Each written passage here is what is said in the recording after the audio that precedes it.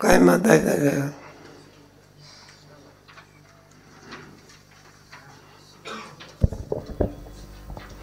समसमुच्चयवादी म्हणतात की ज्ञान मोक्षासाठी ज्ञान, कर्म आणि उपासना हे तिन्ही पाहिजे सोबत.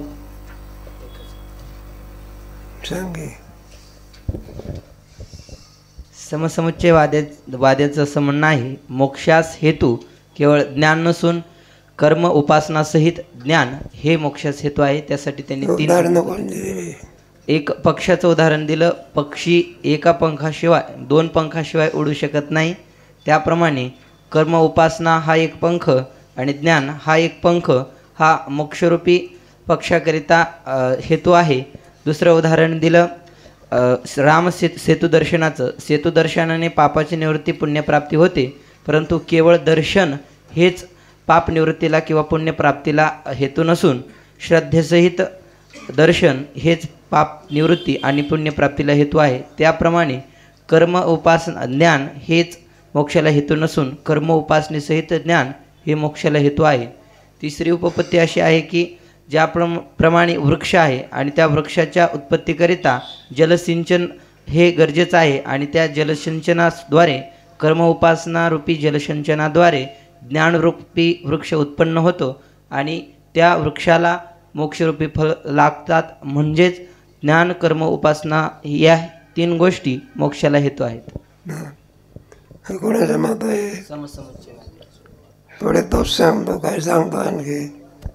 तो आणखीन असं सांगतो की ज्यावेळेस ज्ञान करून घ्यायचं असतं त्या ज्ञानाच्या अधिकाऱ्याचं असं लक्षण आहे निष्काम कर्म किंवा उपासना याद्वारेच अंतःकरण शुद्ध होऊन त्या अंतःकरणात ज्ञान प्रगट होतं आणि ज्ञान झाल्याच्या नंतरसुद्धा त्या ज्ञानाला ज्ञानपूर्वसुद्धा कर्म उपासना हवी आणि ज्ञान झाल्याच्या नंतर म्हणजे ज्ञानोत्तर त्या ज्ञानाच्या अंतःकरणात स्थिरतेकरिता किंवा ते ज्ञान नित्य राहण्याकरिता ते अंतःकरण पुन्हा मलिन होऊ नये किंवा चंचल होऊ नये याकरिता सुद्धा ज्ञानपूर्व जशी कर्म उपासना केली त्याप्रमाणेच ज्ञानोत्तरसुद्धा त्या ज्ञात्याने कर्म उपासना करायला हवी. म्हणजे ज्ञान उत्पत्ती करता आणि ज्ञान रक्षणार्थ कर्मोपासना ही असायलाच हवी. पुन्हा एक त्यांनी हेतू दिला, जरी साक्षात हेतू ज्ञानाला दिला जरी ज्ञानाने आम्ही मोक्ष मानला तरी पुन्हा त्या मोक्षाच्या किंवा ज्ञानाच्या रक्षणाकरिता कर्म उपासना ही हवीच. अशा कोणत्याही रीतीने केवळ ज्ञान मोक्षाला हेतू होऊ शकत नाही. त्यासाठी कर्म उपासना ही हवीच असं समसमुच्चयवादी. कर्म उपासना जर केली नाही तर ज्ञान काय होईल? निघून जाईल. नाही मग काय राहील? पाप राहील. काही नाही केले तर मग ते ज्ञान काय होईल त्याच्यातून आणि पुढे पुन्हा पाप होईल. काय होईल? म्हणून या तीन कारणास्तव समसमुच्चयवाद म्हणतात. म्हणून ज्ञात्याने कर्म उपासना काय केली पाहिजे? केलीच पाहिजे. आता एक क्रम लावायचा. कर्म उपासना केली म्हणजे चित्तशुद्धी होते, तद्वारा ज्ञान होते, ज्ञानाचं फल मोक्ष होते. असे मत कोणाचं आहे? समसमुच्चयवाद. आता आपल्याला खंडन करायचं. काय करायचं? समसमुच्चयवादाचा आणि याचा काही संबंध नाही. त्याच्याकरता कर्माचा अधिकारी कोण हे सांगितलं. वैदिक कर्माचा अधिकारी कोण? मग त्याच्यामध्ये देह अनात्मा काय भिन्न आहे. आणि पाप पुण्याच्या द्वारा कुठे जातो? नरक कशाचं फळ आहे? स्वर्गाधिक याला जातो. असा ज्याचा निश्चय असेल तो वैदिक कर्माचा काय? देहाचा आत्मा आहे. किम आहे का लक्षात? तो वैदिक कर्माचा काय नाही. वैदिक कर्माचा अधिकारी का नाही?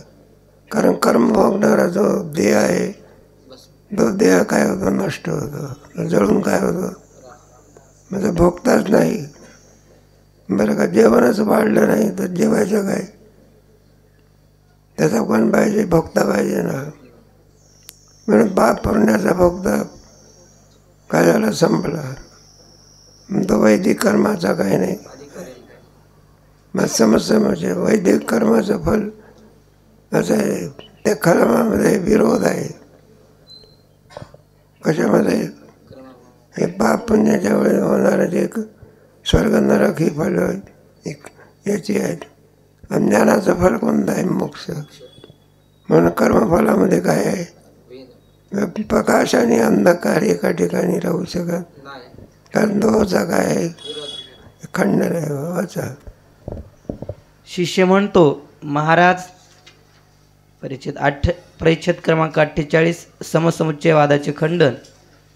शिष्य म्हणतो, महाराज आत्ताच आपण सांगितले की देहाहून भिन्न आत्मज्ञान कर्माचे हेतू आहे, आणि आता सांगता की जाती आश्रम अवस्था यांचे आत्मस्वरूपाचे ठिकाणी असलेले ज्ञान कर्मास हेतू आहे. आतापर्यंत काय सांगितलं? देहाहून आत्मा कोण आहे? तो कर्माचा काय आहे? हेतू आहे, अधिकारी आहे. आता सांगितलं तुम्ही. आणि आता आणखी काय सांगतो? जाती आश्रम हे कर्माला काय आहे? हेतू आहे. मग याचं समाधान कसं पडेल? जात्यादी धर्म स्थूल देहाचे आहेत, म्हणून जात्यादिकांची प्रतीती म्हणजे देहाचे ठिकाणी आत्मबुद्धी तर कर्मास हेतू नाही असे मागे सांगितले आहे. त्याचे समाधान काय? देहात्मा बुद्धी काय नाही, देहाहून भिन्न बुद्धी कर्माला काय उपयुक्त आहे. आणि देहाचा आत्मा एक तो काय? कारण भोगताच नष्ट होतो ना. काय होतं? देहा किती जरी प्रयत्न केला, ब्रह्मदेव जरी असला तरी नाचणे या देहाचा काय धर्म आहे. ते काय नाही बघा. कोणते तेला लावा का उठणे लावा का काही लावा, काळाचं पांढरं होण्या केसाचा काय? केसाचा काय धर्म आहे ना. ते आपल्या जातीवर गेल्याशिवाय ते सिनेमात काम करणारे लोक असतात ना, त्याचे सगळे केस पांढरे असते. मग काम करते वेळी सगळे केस काय दिसते? ते आमच्याकडे शिकवायला एक मास्तर होता, तो फिजिक्स शिकवायचा, बुडका यायचा. पहिले त्याचे केस सगळे काय होते? पांढरे होते. आणि पुढे परिणाम असा झाला की काही दिवसानंतर मग ते केस सगळे काय दिसायला लागले? काळे दिसायला लागले. आता विद्यार्थ्याला प्रश्न पडला, काळ्याचे पांढऱ्याचे काळे कसं झाले? कुठं केस पांढऱ्याचा कुठं काळा होत असतो का? काळ्याचा काय होतो? पण पांढऱ्याचा काय होत नाही. मग आपल्या गुरुजीचे पांढरे केस काळे झाले कसे? ते हुशार लोक होते. पोरं साधे असतात का? हे काही वारकरी शिक्षण संस्था काही. मग चिकित्सक पोरं ज्या अर्थी पांढऱ्याचे काळे केस झाले, त्या अर्थी आपल्याला चतुर्भुज, आपल्या शिक्षकाला चतुर्भुज होण्याची काय आहे? नाही का? नाही तर पांढरा केस मला कोणी बरंच असतो का? तो आताचा जमाना आहे एखादा. जाऊ द्या, आपल्या जातीवर जाणे हा त्याचा काय आहे. नाचणे हा कोणाचा धर्म आहे? शरीराचा. अमरत पाहत कोणाचा धर्म आहे? गीतेत आहे ना, मजा येते. नाचणे हा कोणाचा धर्म नाही आहे का नाही. वासांशी जिरला नाही. नाचणे हा धर्म कोणाचा आहे? शरीराचा आहे. मग शरीर जर नाचलं तर भोगता शिल्लक नाही तर भोग भोगेल कोण? पडेल. तुझी शंका बरोबर आहे, परंतु समाधान असे की देहाहून भिन्न आत्मा असल्याचे शास्त्रश्रवणाने परोक्ष ज्ञान आहे. हे कोणतं ज्ञान होते? शास्त्रश्रवणाने परोक्ष ज्ञान. तुम्हाला समजतं परोक्ष आणि अपरोक्ष या दोघांमधला फरक तर मला जाणीव झालेला आहे. मग परोक्ष कोणाला म्हणावं, अपरोक्ष कोणाला म्हणावं, दोन्ही प्रकारचे महावाक्य आहे की नाही. सत्यम ज्ञानम अनंतम ब्रह्म, ब्रह्माचं कोणतं ज्ञान आहे? परोक्ष आहे. तत्वमसी अपरोक्ष आहे. दावा मेरा जीवा तूच दावा आहे. दोन्ही ज्ञान कोणावरून होत असतात? शास्त्र गुरुच्या मुखातून होणार. कोणी असं म्हणालं शास्त्राचं ज्ञान होतं आम्हाला, तर गुरुच्या मुखातून झालं. मग गुरु हा श्रोत्रियम ब्रह्मनिष्ठम आहे का नाही. गुरु या पदाला कोण लायक होतं? कोणी होत असतो का? नाही का. एखाद्या आमदारकीला फॉर्म भरायचा आहे, मला किती शिक्षण झालं आहे, तर मला शाळेतच गेलो नाही. दृष्टांत वाचा पुढे. आणि देहाधिकांचे ठिकाणी आत्मज्ञान प्रत्यक्ष आहे. परोक्ष ज्ञानाचा अपरोक्ष ज्ञानाशी विरोध नसतो. परोक्ष ज्ञानाचा काय होत नाही विरोध आहे का? बाधित करता का तिथे? विरोध त्याच्यावर विजाती असावं लागतं, त्याचा विरोध असतो. परोक्षही सुद्धा ज्ञानच आहे ना, अपरोक्षही आहे. परोक्ष ज्ञानामध्ये असत्वापादक आवरण झाले. आतापर्यंत परमात्मा नाहीच अशी बुद्धी होती. आता काय बुद्धी झाली? परमात्मा आहे. आपण आहे पण कुठे आहे? मग तत्व तो परमात्मा तुझ्याहून भिन्न नसून तोच कोण किंवा स्वरूप आहे. मग त्याचा विरोध आहे का त्याचा? थोडे. म्हणून कर्मामध्ये प्रवृत्ती होण्यास हरकत नाही. जसे शास्त्रश्रवणाने मूर्तींच्या ठिकाणी ईश्वरज्ञान परोक्ष आणि पाषाणबुद्धी अपरोक्ष आहे. बघा दोरीवर ते ईश्वराचं ज्ञान आहे. शास्त्रावरून आपल्याला ईश्वराचं कोणतं ज्ञान झालं? परोक्ष ज्ञान. आणि पुढे पुढे काय? मूर्तीच्या ठिकाणी ईश्वर ज्ञान मूर्तीच्या ठिकाणी परोक्ष. आपण जे काही मूर्तीची पूजा करतो, दगड म्हणून पूजा करतो का ईश्वर म्हणून आहे का? जे दगड म्हणणारे असतात ना, ते डोक्याने कसं आहे? दगड आहे ना. पृथ्वीवरील पाषाण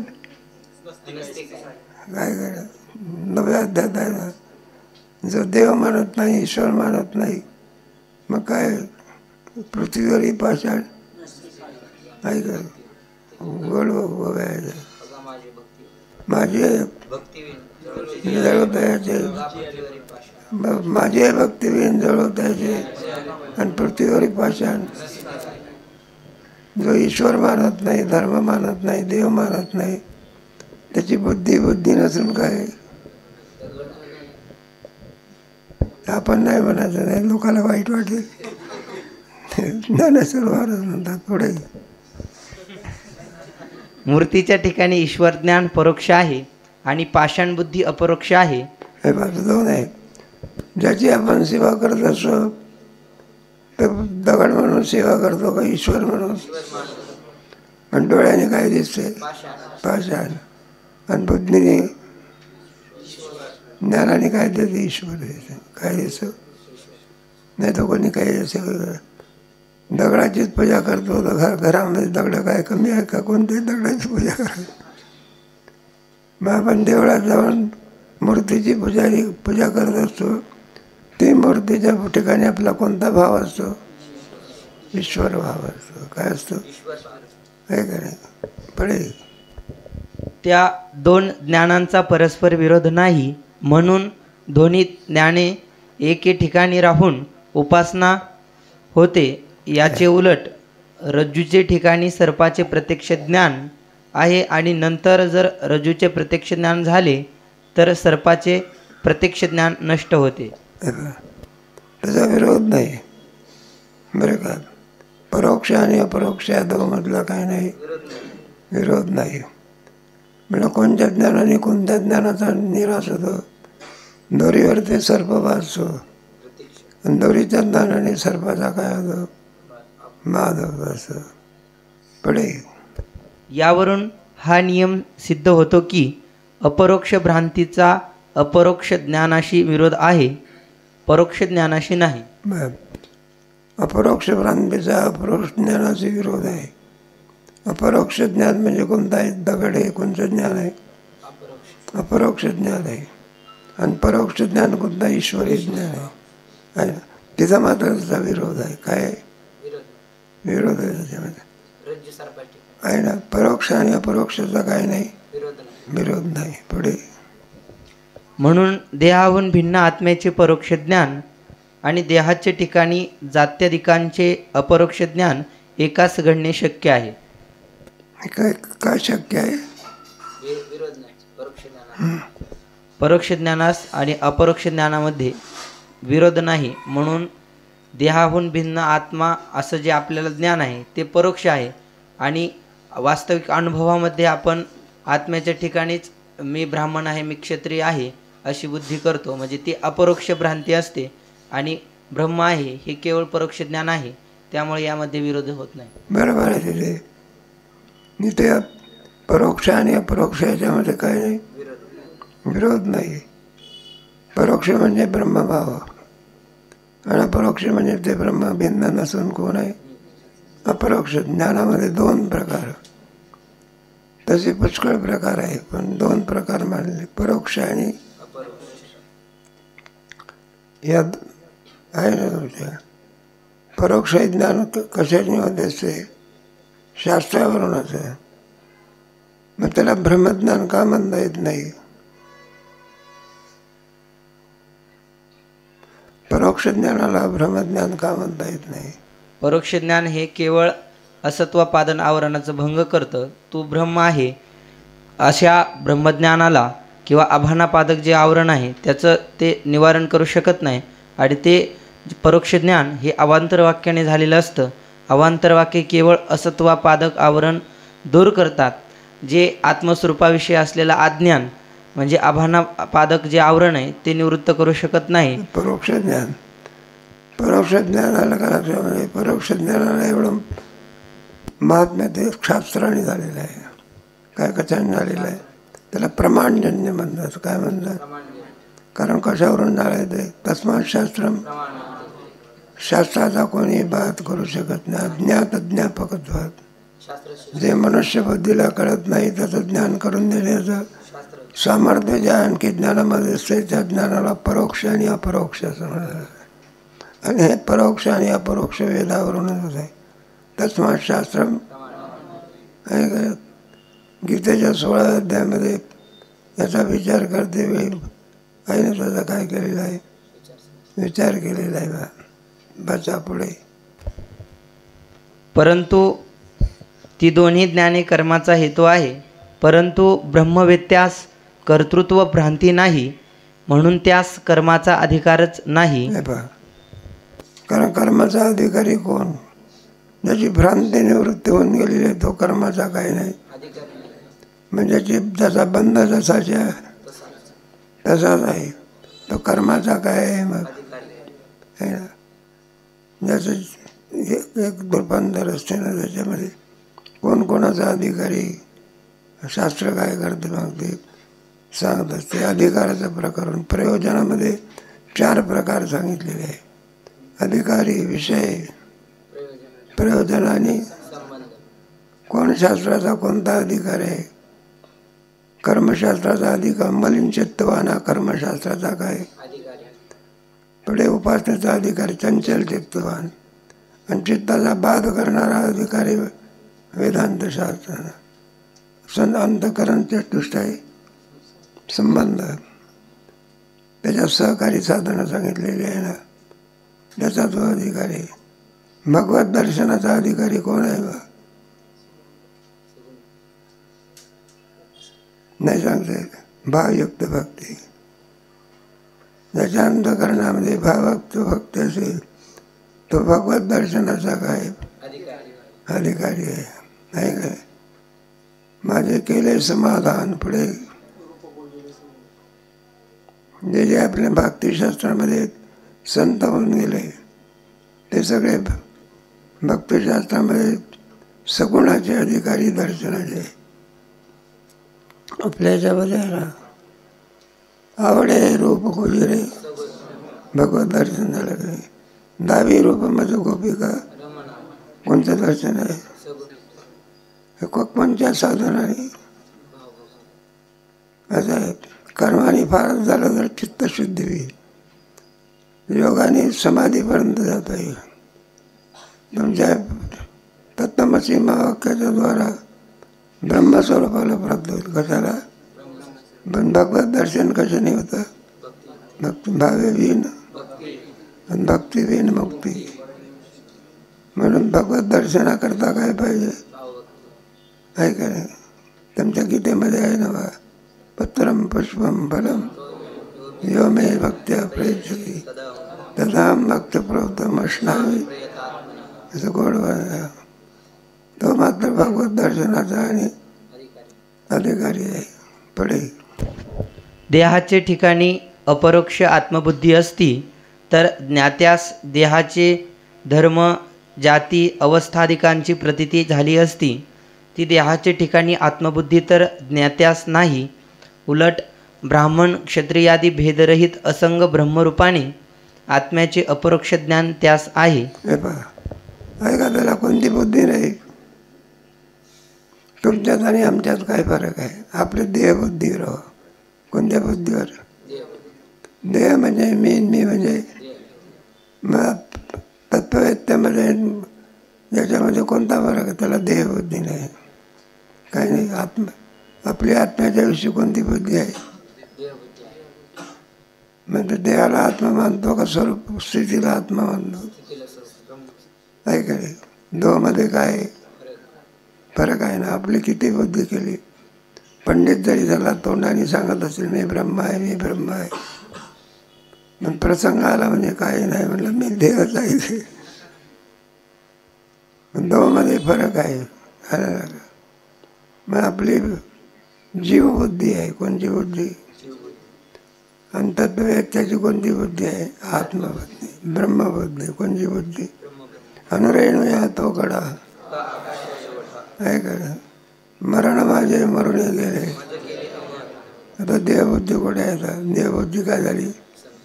मग परीक्षेची शुकाचार्याने काय केलं? मग कोणती बुद्धी घालवली? ज्या देहाला मरण आहे ती बुद्धी काय केली?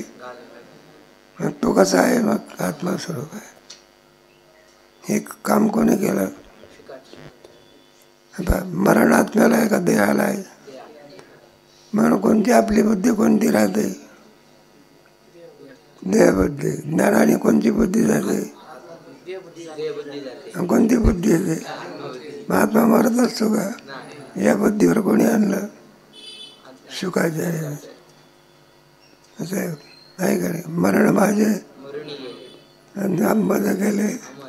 माझा साप चावे ना का चावला तर कोणाला चावेल? आणि देहाचा आणि आमचा काही संबंध नाही. आहे का? म्हणून मुक्तीला काय झाला? हे ज्ञान कोणी दिलं? बरेच राजेंद्र रजवाडे नौका तमका बरं का. पण ते काही नाही, सगळे देहबुद्धीचेच असायचे. काय म्हणून कोणा पुण्य कोणा गाठी होय ऐशी ऐशी. जाऊ द्या. जाती आश्रम अवस्थेची भ्रांती ज्ञात्यास नाही म्हणून त्यास कर्माधिकार नाही. म्हणून त्याचा भ्रमनिवृत्त झालेला आहे. वेदांतशास्त्र भ्रमनिवृत्त होतं. भ्रांती समोर गेली, दिसू लागली. नाचाचं प्रेमचंद नाही चालू. बोध दिला आम्हाला सांगायचं. भ्रांती आहे आपल्या ठिकाणी. भ्रम आहे ना. म्हणून तर आपण वेदांताचे अधिकारी आहोत. आहे का नाही? कृतकृत्य झालेला माणूस तो काय याचा अधिकार राहिला का? पुढे परिच्छेद क्रमांक 49. ज्ञात्यास कर्माप्रमाणे उपासनेचाही अधिकार नाही. या रीतीने त्यास उपासनेचा अधिकार नाही, कारण मी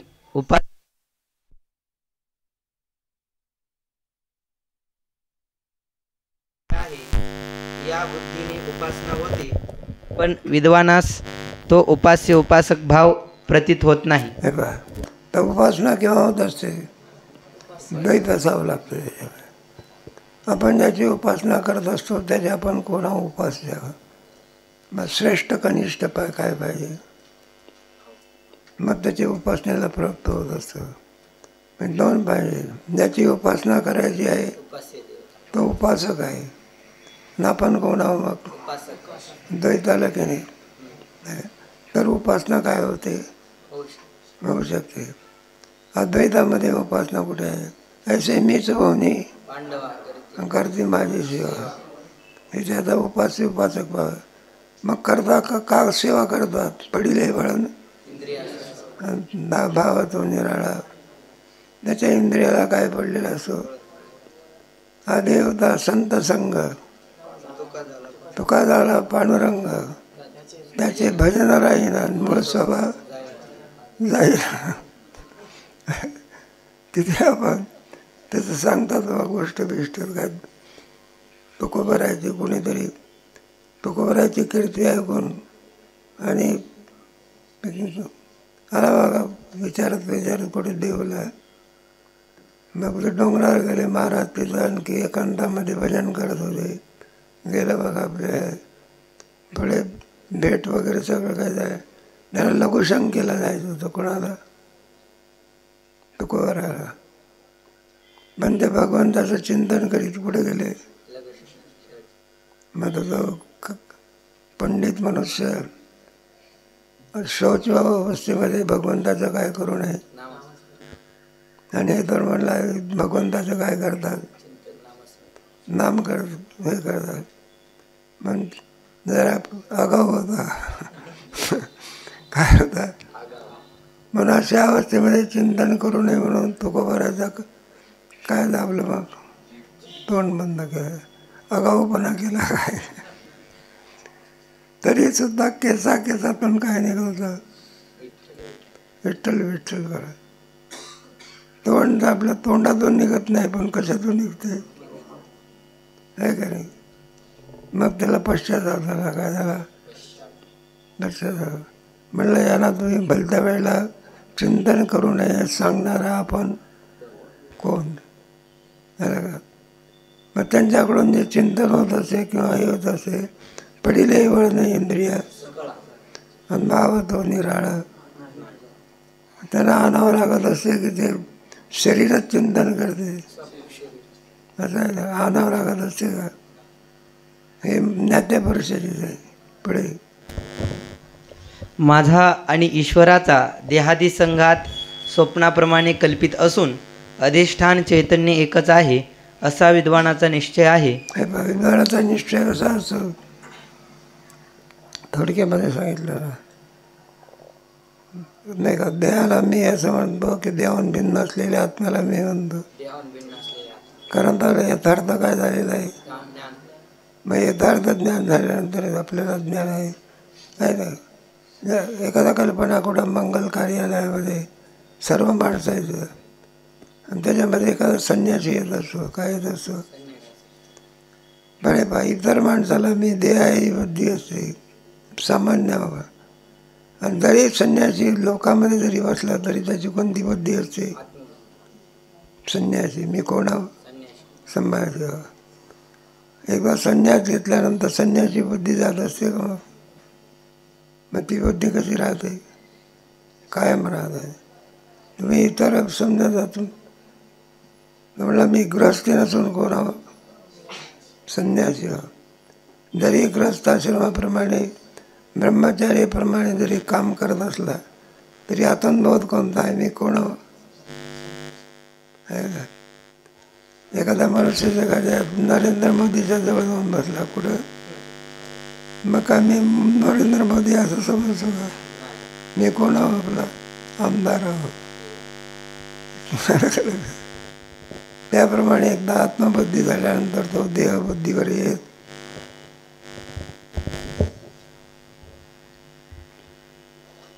म्हणून ज्ञानाचा उपासनेशी विरोध आहे. आता मोक्षाच्या हेतूविषयी पक्षाच्या गमनाचा दिलेला दृष्टांत विरुद्ध आहे. कारण पक्षाचे दोन्ही पंख एककाली पक्षाच्या ठिकाणी राहतात कारण त्या दोन पंखात परस्पर विरोध नाही. हे पहा, दोन्ही पंखांनी पक्ष विरोध असतो, दोन्ही पंखामध्ये काय नाही, विरोध नाही. आता इथे पहा, दोन्ही पंखात कसा विरोध आहे, तेव्हा कर्म आणि भक्ती याचं फल नाशिवंत आहे. ज्ञानाचं फल कसं आहे, अविनाश आहे. आणि फलामध्ये काय झाला, विरोध. विरोधी धर्म एका अधिकरणात राहू शकत, एकाच ठिकाणी प्रकाश आणि एकाच ठिकाणी अंधकार दोन राहू शकत नाही. एखादा मुलगा म्हणायला लागला मी पासही झालो नापासही झालो, असं समजायला घ्यायचं डोका काय झालं, अरे पास झाला तर नापास कसा झाला, नापास झाला तर एक तर पास तरी पण नाही तर काय. मग एखादा माणूस म्हणला मी मेलो आहे जिवंत या, मेला आहे तर बोलतो, आणि बोलतो तर दोन धर्म एका ठिकाणी, फक्त किती विरोधी धर्म किती राहतो, एकच. म्हणून कर्म उपासना नाशिवंत फल. ज्ञानाचं कोणतं फल आहे, कर्म उपासनेपासून लोकांतराची. एक निषिद्ध कर्म असेल तर नरकाधिकारी, विहित कर्म असेल तर स्वर्गाधिकारी. माझा स्वर्गाला जाणे इतकं पुण्य नाही आणि नरकाला जाणे इतकं काय नाही. मग कोणत्या देहाची प्राप्ती, मनुष्य देहाची प्राप्ती. अनिष्टमिष्टमिश्रंचम त्रिविधम कर्मण फलम भवत्य त्यागिनाम प्रत्यहम. गीता सांगते, इष्टकर्म पुढे आणि पुढे अनिष्टामुळे, इष्टामुळे अनिष्टही नाही अनिष्ट नाही मधलंच आहे. मनुष्य देहाची काय होते, सुंदर विचारा कर. कर्माची कारणे कोणती, 5 कर्माची काय केलेली आहे तुमच्या 8व्या अध्यायामध्ये. करता पंचैतानी थोडे अधिष्ठान तथा करता कर्मांचे विविधाष्ट प्रदक्षिष्टा दैवन शरीर वांग मनोभिर्यत कर्म नयम वा विपरीतम वा पंचैते बडे. कर्म आणि ज्ञान हे दोन पंख मांडले तर त्या दोन पंखांचा म्हणजे ज्ञानाचा कर्म उपासनेशी विरोध आहे, हे आताच सिद्ध केले आहे. म्हणून ते पक्षाचे दोन्ही पंख एका ठिकाणी राहू शकतात. आता इथे दोन्ही पंख कोणते आहे, त्या दोघांमध्ये काय विरोध आहे. एकाचं फल मोक्ष आहे, एकाचं फल काय अनिष्ट आहे. विरोध असल्यामुळे एका वेळेला दोन्ही पंख राहू शकत. पण पक्षाच्या पंखामध्ये काय नाही, विरोध नाही. म्हणून दोन्ही पंखाने काय वाटत असतं, तो विमानाचा शोध कशावरून लावला, हे मोठे पंख असते म्हणतात, ते त्याच्यावर बॅलन्स सगळं सांभाळलं. एका पोराने विचारलं, म्हणलेला आधार तर काही नाही कोणाला, विमानाला, मी खाली कसं पडत नाही. अरे वरून एखादा पक्षाचा फळाचा फळ पडते झाडाचं, तिथंच थांबते का खाली पडते, तिथंच थांबते का ते खाली पडते का नाही. मग या आकाशामध्ये विमान थांबला, खाली का पडत नाही. याला डोकं कोणाचं पाहिजे, शास्त्रज्ञानाला. ते आपलं डोकं काम करत नाही.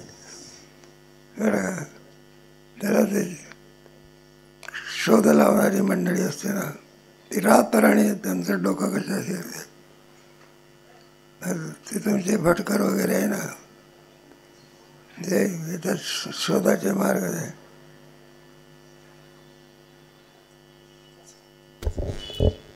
म्हणून ज्ञानकाली ज्ञानाबरोबर कर्म राहणे शक्य नाही.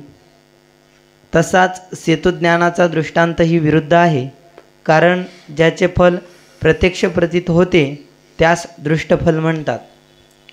जसे भोजनाचे तृप्तिफल दृष्ट आहे, ज्याचे फल प्रत्यक्ष नसते त्यास अदृष्टफल म्हणतात. तर 2 प्रकार, एक दृष्ट आणि ज्याचं फल दिसतंय त्याचं दृष्टफल म्हणायचं, आणि ज्याचं फल दिसत नाही त्याला काय म्हणायचं अदृष्ट फल माझा. एक सेतुबंधाचा जो दृष्टांत आहे हा म्हणला अदृष्ट फलाचा आहे. कोणत्या फलाचा?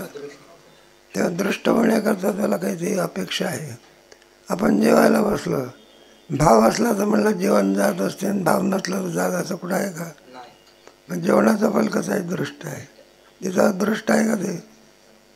नाही म्हणलं नाही का, देवाचं नाव घेतलं तर जेवण जमते, नाही जगलं तर असं काय काय. जेवणाला काय, कोणालाही भूक असली म्हणजे संपलं. तिथं काही प्रेम असेल तर जेवण होते नाही. पण दृष्ट आणि अदृष्ट फला, दृष्ट फला त्याला काय असते? नाही, अदृष्ट फलाला भाव पाहिजे. आणि दृष्ट फलाला भावाची काही नाही आवश्यकता नाही. पुढे एकेका मुद्द्याचं काय आहे? खंडन आहे.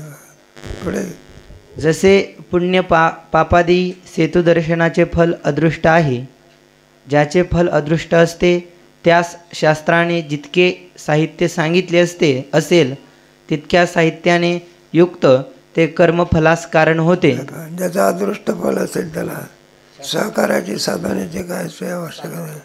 ज्याचं दृष्ट फल आहे त्याला सहकार्याची साधनाची काय नाही, गरज नाही. केवळ कर्म कारण होत नाही, म्हणून श्रद्धा नियमादी सहित सेतूचे दर्शन पाप नाशनरूप फलाचा हेतू आहे. हे बघ, म्हणून जो आणखी सेतुदर्शनाचा दृष्टांत दिला होता. सेतुदर्शनाच्या द्वारा आपल्याला पापाची काय होते? रामायणामध्ये दोन्ही आहे बघा. रामेश्वरला जर आपण गेलो तर पाठीमागे समुद्र आहे ना, तिथे दाखवत असतात इथून भगवंतांनी सेतू बांधलेला होता. काय केला? खाली असं लोकांनी काढलेलं. पण अलीकडे नास्तिकवादी लोक कल्पना आहे म्हणतात. ते काय म्हणतात? राम अवतारही झाला नाही, काही झाला नाही, सेतूही बांधला नाही, काही झालं नाही, तू मात्र झाला बघ. काय लोक हे करतील काही सांगता येत. पण अजूनही आहे ना तिथे सेतू दर्शन असं दाखवलेलं आहे. तिथूनच परमात्मा सेतू बांधून कुठे गेले होते. एकानं विचारलं, म्हणलं का हो इतकं जर सामर्थ्य आहे तर सेतू बांधण्याचा आवश्यकता काय? मग त्याला सांगायचं भगवंताला समुद्र कोरडा करता आला असता ना, काय करता आला असता? तर समुद्र शरण गेला बा. काय गेला? आणि त्याने सांगितलं, म्हणलं हे पहा तुम्ही आम्हाला जर कोरडा जर करून टाकलं तर सगळे जलचर आहे याच्यामध्ये. समुद्रामध्ये किती पाणी आहे सांगता येत. आणि एक एक प्राणी म्हणजे एक एक नावेला जर ठोक दिला तर नाव पालती पडते. आणि म्हणजे सगळे प्राणी मरतील बिचारे. मग काय करा तुम्ही? मग त्याच्याकरता म्हणलं सेतू बांधावे. अरे पण हे दगडं तरतील कसे? म्हणलं ते तुमच्या नावाचं सामर्थ्य तुम्हाला काय नाही माहिती नाही. तुमच्या नावाने काय तरते? ते देवाने सांगितलं होतं ना, म्हणजे नावाने दगड तरते. ते सेतू बरोबर. ते अर्जुन देवाला सुद्धा आश्चर्य वाटलं. काय वाटलं? म्हणून तुमच्यामुळे दगड तरते. म्हणून एका दगडावरती राम शब्द लिहायचा, दुसऱ्या शब्दावरती म शब्द लिहायचा. आणि ती दगडं कुठं टाकायची? पाण्यात. दगडं आणण्याचं काम कोणी केलं? नाही का? जाऊ दे, आपलं रामायणातला विषय आपला विचारसागराचा पाठ आहे. मग सेतू तयार झाला ना, काय झाला? आणि त्या सेतूचं प्रतीक अजूनही तिथे आहे असं सांगत. ते सेतू आहे असं समजून तिथे त्याचं पूजन करतात. कुठे? रामेश्वरला. की इथून सेतू काय केला होता? बनला होता. पण केवळ सेतू दर्शनाने पूजनाने पापाची निवृत्ती आणि पुण्याची प्राप्ती होत नाही. मग त्याच्याकरता काय पाहिजे? भक्तिशास्त्र आहे. कोणतं शास्त्र? काय पाहिजे? भाव पाहिजे. तुमच्या ठिकठिकाणी भक्तिशास्त्रामध्ये नाही का हे तसं भेटत आहे. पुढे केवळ सेतुदर्शन नाही आणि ब्रह्मज्ञानाचे फल जो मोक्ष तो दृष्ट आहे, म्हणून ब्रह्मज्ञान मोक्ष फलोत्पत्तीविषयी कर्मोपासनेची अपेक्षा करीत नाही. हे पहा, भक्तिशास्त्रामध्ये भावाची काय आहे, आवश्यक आहे. भक्तिप्रेमावी ज्ञान नको तिथं आहे ना. आणि हे जे ज्ञानामध्ये मात्र कशाची काय नाही, आवश्यकता नाही. ते दृष्ट फल आहे. त्याचं कोणतं फल आहे ते तिथे आवश्यकता नाही. भक्तिशास्त्रातली गोष्ट वेगळी. तात्पर्य कशाकरता सांगितलं, दोन परस्पर विरोधी धर्माचं ऐक्य होऊ शकत नाही. एकाचं फल आहे नाशवंत, दुसऱ्याचे फल काय, अविनाश फल. फलामध्ये काय आहे, म्हणून एका ठिकाणी दोन धर्म राहू शकत नाही. एका ठिकाणी दोघंही माणसं बसू शकत नाही, भक्त आणि नाही लागलं का. आम्ही ते प्रवास करत होतो का, एक बसमध्ये 2 सीटाचं काय ते बाकडं असे. एक बसला नास्तिक आणि एक बसला बरं. मग नास्तिक मनुष्य होता, तर याला मानत नसे, एकच ठाकूरजीला, आणि हा ठाकूरजीचा भक्त. मग विसंगती आली ना, काय आली. मग तो बसला असताना सुद्धा त्या बसमध्ये नियम काय पाळत, नास्तिक लोक तो नियम पाळतात का. मग त्याची दूर काढायला काय गेली, दूर समजतं. मग तो रागावला कोण, ठाकूर मानणारा. मग आता नास्तिक मनुष्य कुठं तुमचं आमचं ऐकत असते का ते, बरं का. मग काय करतो, तिथपर्यंत आलं ते, उठ जाओ बोला यहाँ से, तो कुठे उठतो का. मग ठाकूरजीला मानणारा मनुष्य त्याची संगती नको म्हणून काय गेला, उठून गेला. जाऊ द्या, दोन धर्म एका ठिकाणी राहू शकत. मग सजातीयता पाहिजे. काय पाहिजे, ऐकायला देवावसे चित्ती नाहीसे आवडते देवा पूर्वावी, मग जमत असं. नाही तर एक पण तो जाऊ दे, आपला सिनेमाला चला, दुसरा म्हणतो तमाशाला खावा. म्हणून ब्रह्मज्ञान मोक्ष फलोत्पत्तीविषयी कर्मोपासनेची अपेक्षा करत नाही. ज्ञान ब्रह्मज्ञान तो कर्म उपासनेची काय करीत नाही, आणि इतर ज्ञान कर्म उपासनेची काय करतात अपेक्षा. ब्रह्मज्ञानाला काही आवश्यकता नाही. पुढे ब्रह्मविद्येचे फल जर स्वर्गाप्रमाणे लोकविशेष अदृष्ट असते तर शास्त्राने तसे सांगितले असते, पण शास्त्र तसे सांगत नाही. कर्म उपासनेपासूनच लोकविशेष फल शास्त्र सांगते. कर्म उपासनेचं फल कोणतं आहे, लोकांतराची प्राप्ती. जर तुमचा एक वर्ग कर्ममीमांसामध्ये बराचसा विचार केला असता, स्वर्गाधिकाची 100 यज्ञ जर तुम्ही केले तर कशाची प्राप्ती होते. ब्राह्मणाच्या ह्याच्या कर्मामध्ये तुम्ही 100 पर्यंत जर केलं तर ब्रह्मदेवाची काय होते. तर तुमचा हे आहे ना, कशामध्ये 15व्या अध्यायामध्ये आहे ना, 20 वृक्षाचं वर्णन. खालची शाखा कोणची, वरची शाखा कोणची, मधली शाखा कोणची आहे का नाही. काय तुमचा श्लोक आहे ना, काय दुसरा श्लोक आहे गीतेमधलं 15व्या अध्यायात. आता सोडतो. प्रसुता तसे शाखा गुणप्रवृत्ता विषप्रभा, त्याची पानं कोणती, त्याची फळं कोणती वगैरे. गुणप्रवृत्ता ऊर्ध्वं गच्छति मध्ये तिष्ठन्ति, आणि जगन्य गुणवृत्ती साधो गच्छन्ति. तमोगुणाने कुठे जातो, खालच्या याला. याच्यामध्ये 14व्या अध्यायातलं आहे. आणि ते कोणतं गुणप्रवृत्ता विषय, सत्वगुणाची शाखा कुठे झाली, ब्रह्मदेवापर्यंत. रजगुणाची शाखा मनुष्यदेव, आणि तमगुणाची शाखा ऐसे होती तरुण लोष्ट आणि पाषाण. अति पापामुळे मनुष्य कोणत्या योनीत जाऊन पडतो, पापाच्या योनीमध्ये. उद्धाराचा मार्ग काय झाला, संपला. जाऊ द्या इथे चाललेलं आहे म्हणताना पुढे. सेतुदर्शनाप्रमाणे ब्रह्मविद्या ही आपल्या फलोत्पत्तीकरिता कर्म उपासनेची अपेक्षा करील, तर ब्रह्मविद्येचे फल जो मोक्ष तोही स्वर्गाप्रमाणे लोकविशेष अदृष्टरूप होईल, पण तसे नाही. मोक्ष तर नित्य प्राप्त आहे आणि भ्रांतीने बंध प्रतीत होतो, त्या भ्रांतीची निवृत्ती हे ब्रह्मविद्येचे फल आहे. हे आम्हास प्रत्यक्ष आहे. मोक्ष हे ब्रह्मविद्येचं काही नाही, फलच नाही का. मग काय फल आहे? अज्ञान निवृत्ती. हेच ब्रह्मविद्येचं काय फल. मोक्ष आणावं लागतो की आहेच. आत्मा तर शिकडून आणावं लागतो की आहेच. तो काय आणावं लागत असतो आपल्याला. मग तो आपल्या ठिकाणी आहे. फक्त काय होते? भ्रांती निवृत्त होते. हेच ब्रह्मविद्येचं काय आहे. पुढे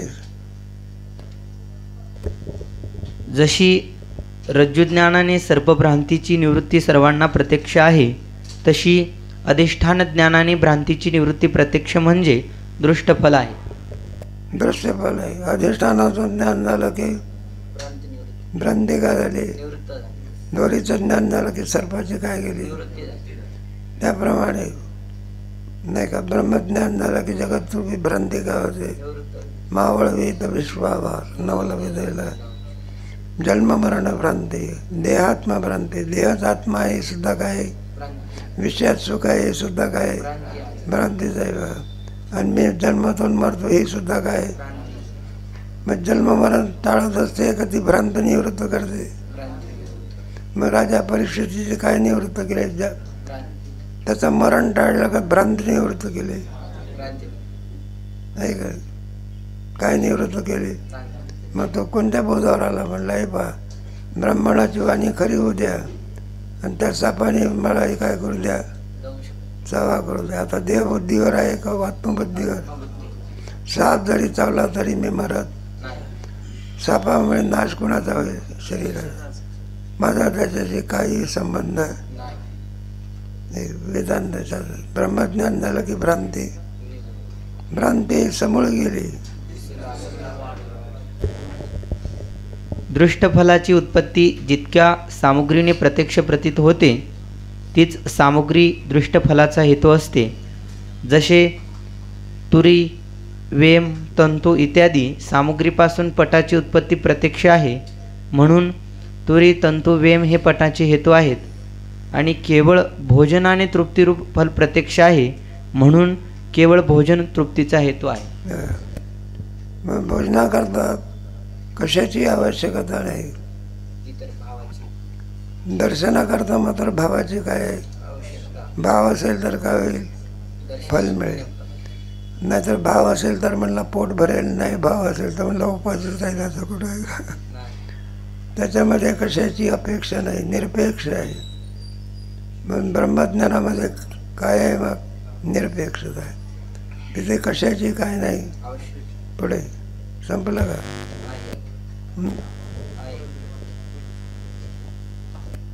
नंतर उद्या घेऊ. सीताराम उद्या पुढे राहू द्या, उद्या घेऊ.